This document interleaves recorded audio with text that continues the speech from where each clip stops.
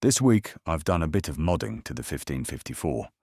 I decided to start with the Ripper.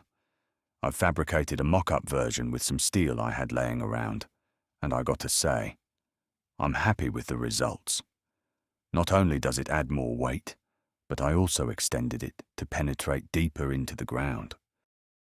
The original Ripper end casing weighs only 30 grams, so I decided to add some extra weight to the inside of the casing. In total, I added 40 grams using lead wheel weights. Combine that with the new Ripper and the new total weight of that unit is 90 grams. I'm happy with that.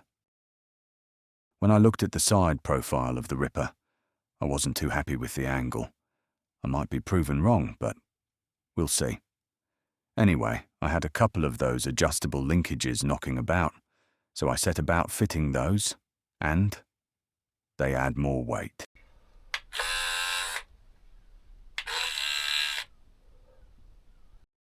I think that's deep enough.